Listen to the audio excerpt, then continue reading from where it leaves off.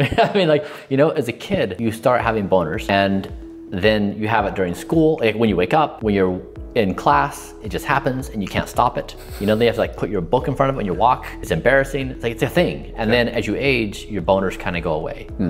And we were doing this therapy where we were doing electromagnetic shock therapy, where we're doing the sit-ups. So basically like the equivalent of 20,000 sit-ups. Okay. You know, in 30 minutes. And then we had a thing where I could sit on, and it was rebuilding strength on the muscles that control bladder and the ass. And so we were just kind of playing around with this thing, and I noticed that when I did that, I'd have more nighttime erections. And so I raised this with my team, like what's happening here. And then we dug into the literature, and nighttime erections are a significant indicator of biological age, sexual function, and psychological health. It's not a random thing. It's not something that just doesn't matter. It's not something that, it's like actually a really important bioage marker. And so then we found a company in the UK that has a device, it's a cube squared. You put it on the penis or at the base of the shaft, and as you go to bed, it measures your erections, both the duration and the number. So it'll give you a score of like, this is a 92% quality erection for, you know, 27 minutes.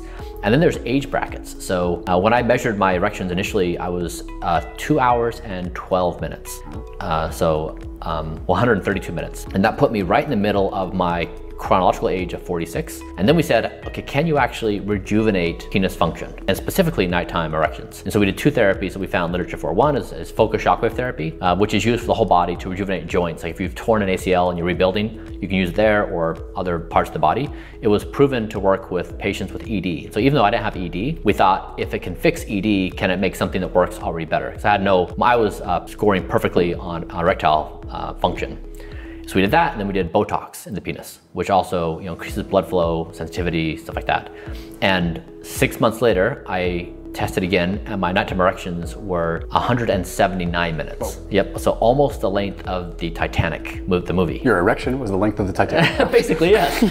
And so, like, this is something, erections they're in a category where you can't really talk about them publicly because it's in this weird zone of, is this appropriate? Is it uncomfortable? Is it, you know, like it has all these characteristics of, will the person be damaged socially by talking about it? But then it's really important. So once I made this public, I had all my friends texting me of like, I don't think I'm having any erections. Like, I'm not aware of them. Like when I wake up, I'm not erect. And so the majority of them were not sleeping very well. They were grinding in their companies and doing their thing. So it was interesting to learn from the start that when I was endeavoring to end death, that one of the vectors we'd be looking at is nighttime boners. I never thought that path would lead me there, or that I'd be talking about it publicly. Yeah, that's definitely, I did not expect you to go there with that one, but it makes complete sense. I mean, it's like as you get older, and it's probably a barometer for so many things that you don't realize. Exactly like right. Your psychological, as we mentioned, of course, your hormonal health, of course,